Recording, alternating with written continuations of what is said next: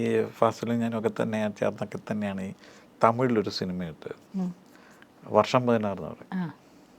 അതിനകത്താണ് ഖുശ്ബു ആദ്യമായിട്ട് വരുന്നത്. അതെ. അപ്പോൾ ഈ നോക്കത്തവരം ഓടിയപ്പോഴും എനിക്കിങ്ങനെ അത് ഈ മാമാട്ടിക്കുട്ടിയമ്മ ഈ നവോദയയുടെ ഇതൊക്കെ കണ്ടാണ് മാമാട്ടിക്കുട്ടിയമ്മയൊക്കെ ഓടിയപ്പോൾ ഈ മാമാട്ടിയുടെ ബേബിശാലിനെയും കൊണ്ട് ഇവർ തിയേറ്ററൊക്കെ വെക്കും. തിയേറ്ററിലൊക്കെ വിസിറ്റ് ചെയ്ത് പബ്ലിസിറ്റി ചെയ്ത് കയറ്റി. അതും ആളില്ല, മാമാട്ടിക്കൊണ്ടിങ്ങനൊന്നും ആളില്ല, ഇങ്ങനെ കയറി വരികയായിരുന്നല്ലോ. പിന്നെ പിടിച്ചൊക്കെ ഇട്ടത് ഇതൊക്കെ കണ്ടാണ് എൻ്റെയും ഒരു എന്ന് പറയുന്നവർ ഈ ഇവരെ കൊണ്ട് പോകുന്ന പരിപാടി എനിക്കുണ്ട്. അപ്പോൾ നദിയായും കൊണ്ട് ഞാൻ എല്ലാ തിയേറ്ററിലും പോയിട്ടുണ്ട്. ഈ കേരളത്തിലെ ഒട്ടുമിക്ക തിയേറ്ററിലും ആ സമയത്ത് കൊണ്ടുപോകും കയറ്റി. അതുപോലെ ഈ ഖുശ്ബു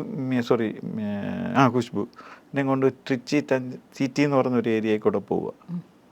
പോകുമ്പോൾ ഫസ്റ്റ് വീക്കിലൊക്കെയാണ് കയറി വരാൻ. അപ്പോൾ ഈ നമ്മുടെ തമിഴ്നാട്ടിലൊക്കെ പുളിമരങ്ങളില്ലേ സൈഡിൽ, അങ്ങ് പോയപ്പോഴത്തേക്ക്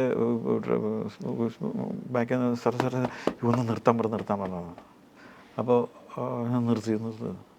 അപ്പോൾ നോക്കുമ്പോൾ ഒരു പുളിമരം, ആ പുളിമരത്തിൻ്റെ ചുവട്ടിൽ ഒരു പാട്ട. അപ്പോൾ ഒരാഴ്ചയായുള്ളൂ വർഷം 16 ഇറങ്ങിയിട്ട്, 5-6 വർഷം, ഒരാഴ്ച 6-7 8 ദിവസമായിട്ടുള്ളൂ. ഈ അതിൻ്റെ ചുവട്ടിലൊരു പാട്ട കൊണ്ട് ഇങ്ങനെ എന്തോ ഉണ്ടാക്കിയിരിക്കുന്നു പാട്ട. അപ്പോൾ അതിൻ്റെ മുമ്പിൽ ഒരു സാമ്പ്രാണി തിരിയൊക്കെ കത്തിക്കുക. സാറേ എന്നോട് ഫോട്ടോ, മറ്റേ അമ്പലം അല്ലേ ഖുശ്ബുവിന്.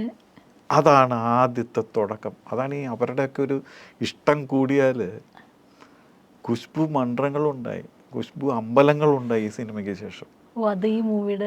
ഈ മൂവിക്ക് ശേഷമാണ് അമ്പലങ്ങളുണ്ടായി, ആരാധന തുടങ്ങി, ഭയങ്കര ഹിറ്റായിരുന്നു. അപ്പോൾ അത് നേരിട്ട് ഇതൊക്കെ എൻ്റെ ഒരു വലിയ അനുഭവമാണ് ഞാൻ ഇത് കണ്ടത്.